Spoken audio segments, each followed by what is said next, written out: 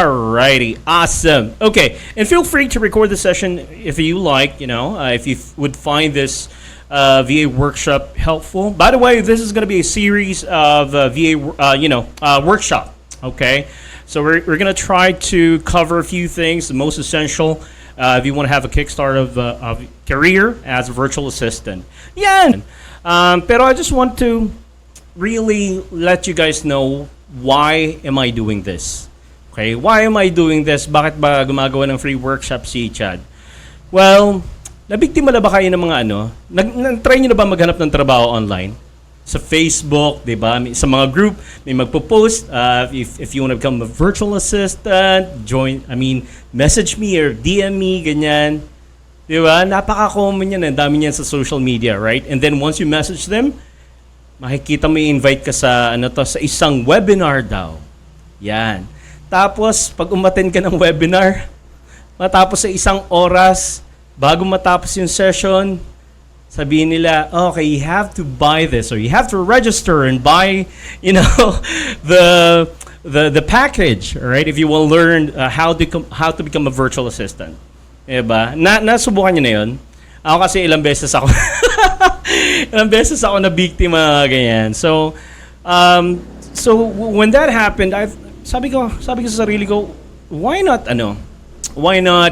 share the skills that I have, right? To those people who are really in need. Okay? Wala kang may tutulong sa kanila financially, di ba?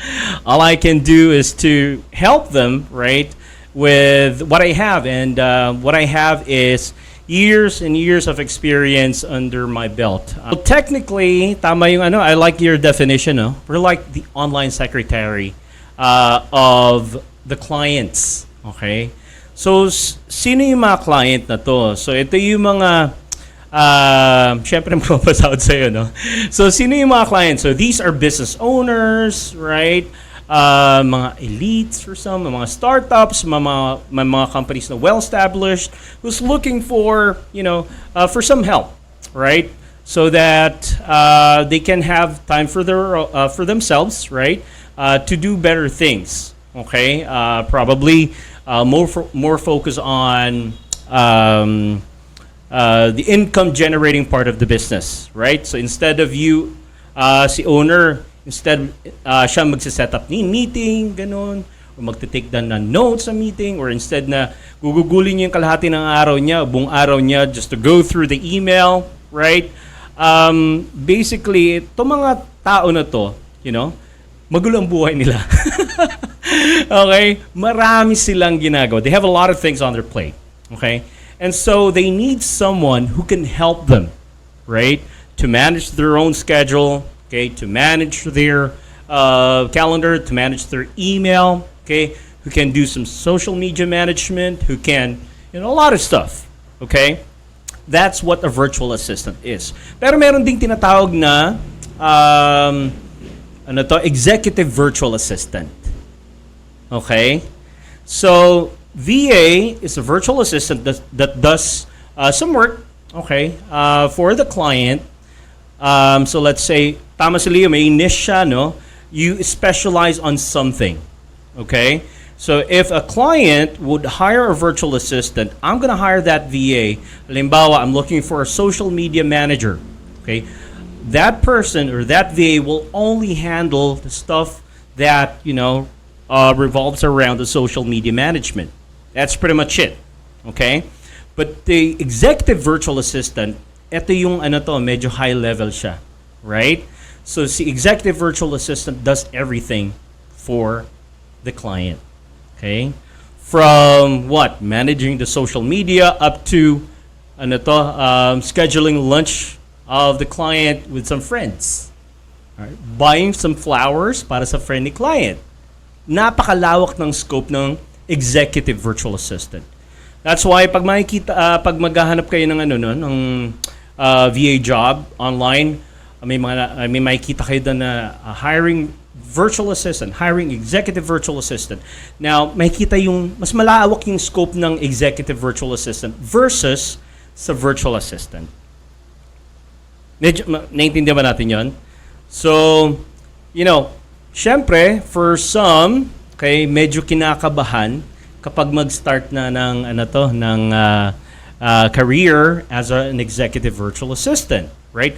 That's why a lot of people are scared. I should say scared or hesitant to work as an executive virtual assistant. They want to start from the bottom first. Okay, they want to start from the basics. Okay, so what are the basics? Yun yung pag-aaralan natin ngayon. Okay, what are the skill sets of need for a virtual assistant? Okay, ano ba yung mga sinabi natin mga common responsibilities ng virtual assistant? Pinaka-common dyan is, number 1, email management. Right? Number 2, calendar management. Number 3, social media management. Right? Number 4, customer service. Yan, customer service. Kayong tatlo, Leo, Vim, and Itch, I'm pretty sure you guys already know the basics of customer service, right? You've been on the phones for a very long time, and you've handled a lot of customers who are really irate, okay? Who are, who would sometimes ruin your day, okay? Because of their demeanors on the phone. Sometimes, they would even cuss at you, okay? Kasama rin siya, sa skill set na kailangan ni virtual assistant. Pero, kasi in discussion about customer service is very long, right? It takes a lot of, practice for you to master customer service. But I'm pretty sure you guys would agree with me that when I say na customer service is pretty much close to our heart as Filipinos. Would you guys agree? Diba? Customer service, kasi meron tayong tinatawag ng malasakit. Yan. Okay? Where a lot of culture doesn't really have. I'm not saying wala naman talaga totally, pero ibang-iba yung kultura natin. It's really a culture thing. Okay? So napakalawak na yung discussion about customer service. So what we're gonna try to cover now is just again the foundation of becoming a virtual assistant. So again, yung mga nabanggit ko, email management, calendar management. I'm pretty sure you guys you guys have your own email, right? Kaya nga kayo naka-join dito kasi may mga email addresses kayo. Okay? Pero when was the last time that you checked your email? Eto, anak, V, tanongin kita, may Gmail ka? Meron. Hindi ko namin marinig. Hindi ko namin marinig. Yeah. Well, I'll get back to you. Tanongin ko si Leo. Leo, ikaw, may Gmail ka? Yes, of course. May Gmail. Mm-hmm. And ilan yung inbox mo ngayon? Ano ulit? Ilan yung inbox, yung nasa inbox mo, yung unread emails? 100? Yung pinakaunang Gmail account ko, I think nasa 5 or 6,000 emails. 5 to 6,000 emails, right? Imagine, mga promotions, mga emails, mga subscriptions, mga bagay na hindi ko na nasikaso. So, right. tumambak na. Exactly. How about you, Vim? When was the last time that you checked your unread messages? Actually kasi medyo OC kasi ako sa email. So, ayoko talaga na merong unread. So, palagi ko talaga tinitik yung na-read. But it doesn't necessarily mean that I've read everything. So, ganun. That's good. So, well, thank you for sharing. That's very true, no? I mean, it's again, you're close to the skills needed to become a virtual assistant. Well, virtual assistant, rather. Kasi, syempre, if you really want to take this job career seriously, the best way to practice yung number 1 yung email management is to manage your own email. Declutter yung mga yung mga emails mo, diba? Yung mga unread messages. Declutter mo. Okay, don't leave unread messages just stuck on the unread message section. Okay? It's a perfect way of you practicing your email management, managing your own email. And if you have like thousands of emails, like, in the case of Leo, right, it's going to be hard for you to go through, right, those emails, right? And you'd have to sit down probably a day or two, or even more, right, just to go through those emails and sort them and manage them. Diba? How about you, Itch? How many ano sa email mo ilan? Nako, liban. Libre na. Yeah, well, guilty of that, right? Guilty naman tayo dyan eh. Kasi maraming mga, may mga sites tayong pinupuntahan that would require our email address, right? And so what we have to do is to sign up and then using our email address, and then later on, once you check your email, makikita mo, wow, ang daming promotions, ang daming clutters, ang daming gulo-gulo ng email, kung gulo-gulo ng inbox ko, right? So, again, as a virtual assistant, that's the very first thing that you need to know. How to manage your email. Okay? The most common email platform that most clients are using nowadays would be Gmail. Well, there are a lot of, email platforms, most especially may mga may mga CRM na ginagamit, customer relationship management, yung tool na ginagamit that has a built-in email software. Okay? Pero pare-parehas lang naman siya. Okay? Outlook man yan, Gmail man yan, CRM man yan, pare-parehas lang siya. Okay? The interface may look different, pero yung functionality, are all the same.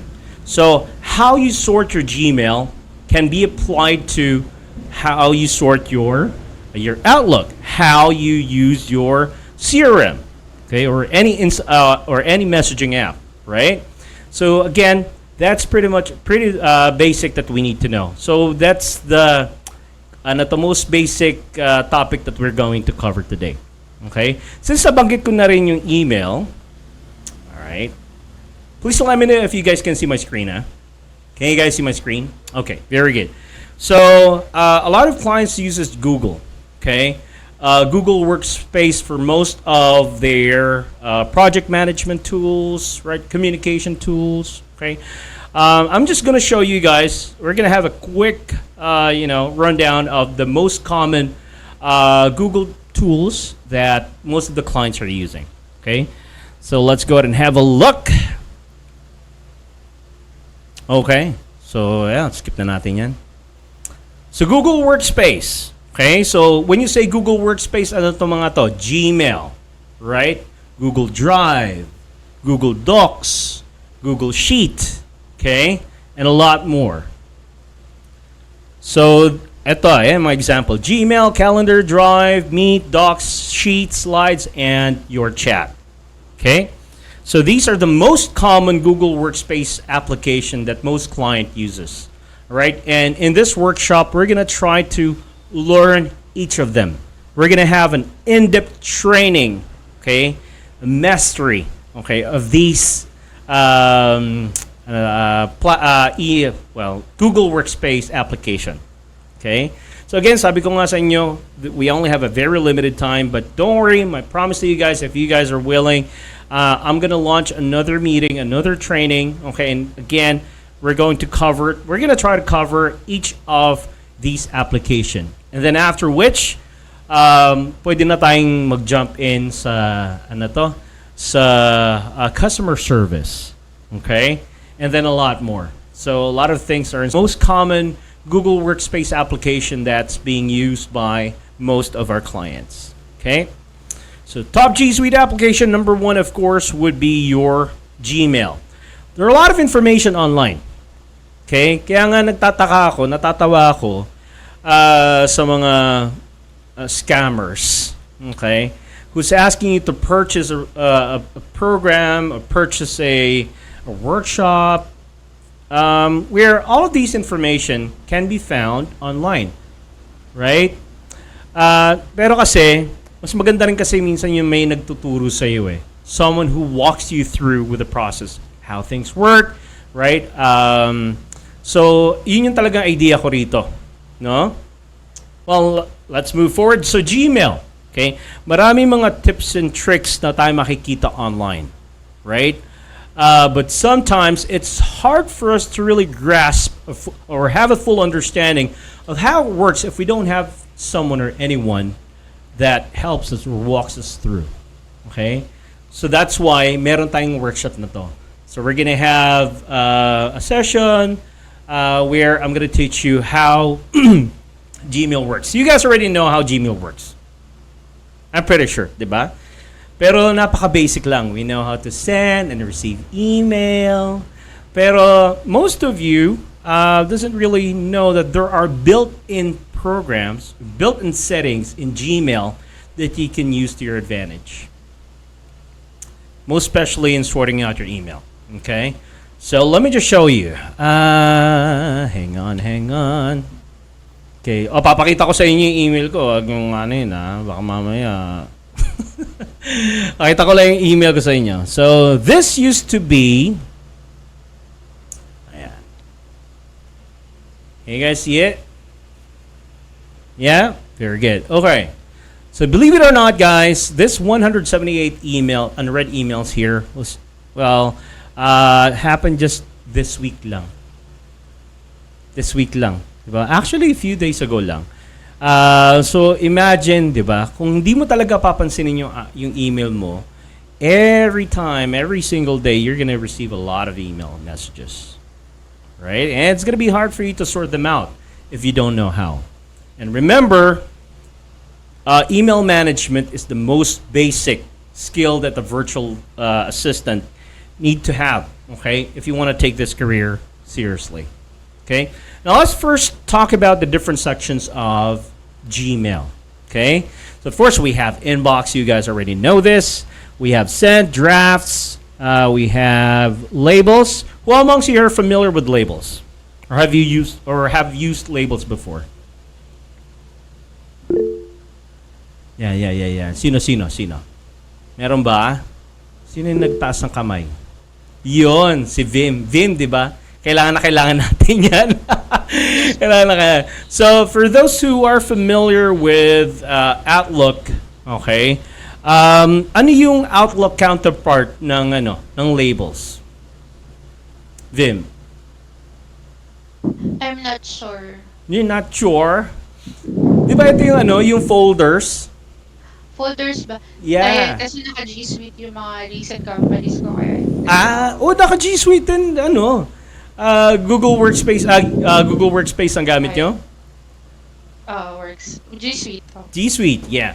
So, sa Outlook, for those who are familiar with Outlook, ang ano niyan is folders, okay? This is how you would sort your messages. Okay, so halimbawa, so let's say isa kang client ni Brother VA workshop, and you receive emails. Of course, syempre, isa sa mga trabaho mo is email marketing. Okay, so once you market a product or service ni client, may mga responses ka ma-receive from different customers, from different clients. So you really need to know how to sort them out. Okay? And by knowing how the labels work, this is really going to help you in how to sort your emails out effectively. Okay? So let me just show you how it works. Okay? So let's see. Dito, kuha tayo ng ng example. Etong work from home sa LinkedIn. Okay, so halimbawa, ito yung isang customer ni client, customer ni Brotha VA workshop. Okay? And you always, sabi ni client sa'yo, I want you to go through the email that I received from this particular customer or from this particular partner or whoever. This person is very important to me. I want to make sure that you sort this email out. Kaya lang pagtingin mo sa inbox ni client, Diyos ko, libo-libo. Diba? It's really gonna take you a while to go through each of the email, okay, and check kung ano yung mga email na galing kay LinkedIn. Diba? Pero I'm gonna show you guys a trick to make it easy. Okay? You can create a label, right? So what's gonna happen is you're gonna move all of those messages that came from this specific person or client or whoever and sort them to a single folder. All right, so that's what you call labeling. All right, so is that something that you guys want to know ba? O baka nabobore na kayo. Ayun, sorting email. So how are you going to sort this email? So imagine you have a very important client, and this particular email here is very important to your client. Okay? So how are you going to sort this email and group them together? Okay? So imagine, ito yung email ni client, right? Ito yung inbox niya, and then may thousands of email here, and it's going to be hard for you to go through these emails one by one. Okay? So what will help you to group them together, sort them out, is by the use of labeling. So how are you going to label this particular email? So all you have to do, you see this 3 dots across the top here. So feel free to,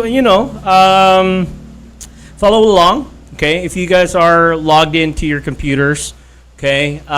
So if you want to follow along, then please do so. Okay. So again, click this 3 dots across the top here, and you're gonna find this filter messages like these. Okay. When you click that, what it's gonna do is it's gonna open this banner. Okay, makikita yung email address ni client dito or whoever. Okay. So, depende sa kung ano yung gusto mong ma-achieve, ano? Halimbawa, meron kang specific person or specific email address na gusto mong gusto mong gawa na label. Okay, then you can keep the email address. Or halimbawa, you want to group together an email that comes to or belongs to a specific company or group, then what you have to do is to remove itong yung before the domain, ano, yung mismong email name. Okay? But for the sake of this example, we're going to leave it as it is. So let's just say na I want to sort the email that's coming from this specific person only. Okay? So after you make sure that you have the correct email address here, just have to click on Create Filter. Right? After you click on the Create Filter, there are a few choices that you need to activate here. The first would be skip the inbox. So what this will do is yung mga future email messages, okay, ni client or ni specific person, in this case, ni LinkedIn, mapupunta dun sa specific folder o label na gagawin ninyo. You guys following? Right? Okay. So, hindi na siya ma-stuck dun sa inbox ninyo, but bagkus ang lalim, diba? Mapupunta siya dun sa specific folder or label na gagawin ninyo. Okay? So, that's what the skip the inbox is for. Right? Next would be apply the label. Now, this is where you're going to create a name for the folder or label for this particular email address. So let's say I have a few labels here. So new label. Okay. So let's just say LinkedIn. Ay, diba? Ano ba spelling na LinkedIn? LinkedIn. Okay. Then click on create.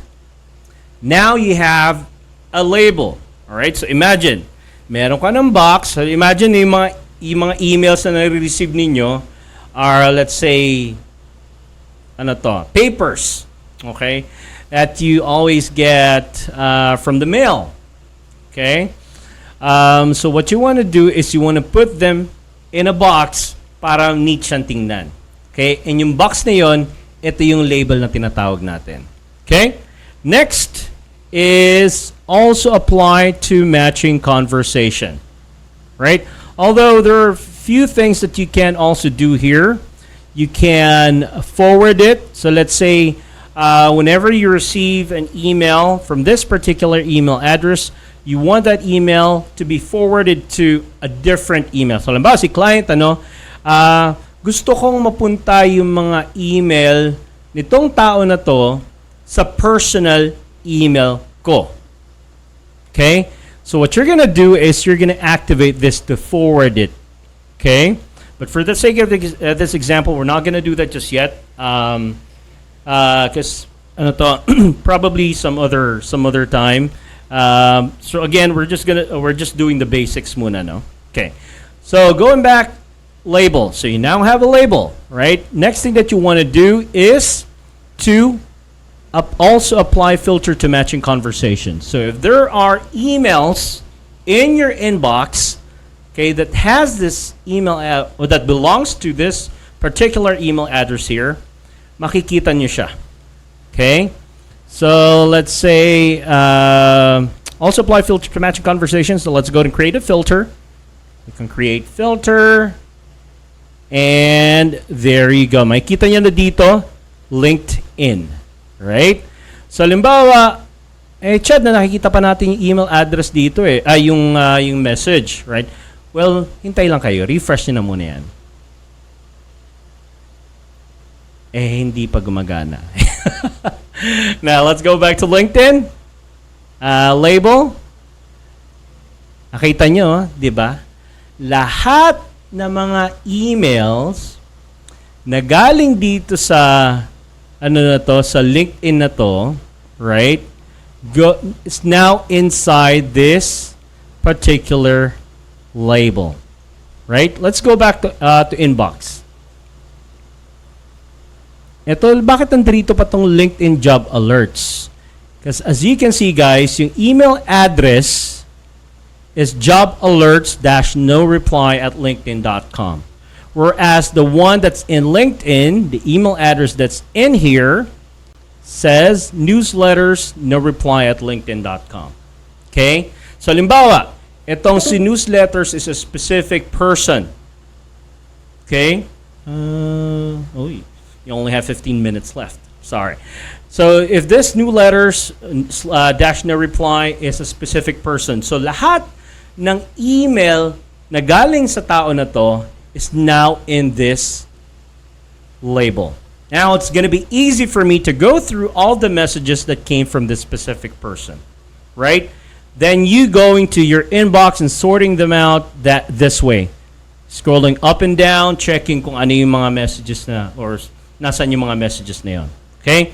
Now, let's go ahead and try to do one more. So, let's try to sort this email out. Or LinkedIn na lang ulit. Okay. Lahat ng mga job alerts from LinkedIn, let's go and create a folder. So how are we going to do that again? First things first, open the first email or any email that you can find from that specific person. Click on the email, right? Click on the three dots across the top. All right. Then after that, click on filter messages like these. Now, once you have the email address here, click on Create Filter. Okay, what's the very first option that we need to select here? Number one, skip the inbox. So what does this do is, instead of the email going to your inbox, okay, it goes automatically to the label that you are going to create. Okay, next option that you need to select would be the apply the label. Right, click on the box.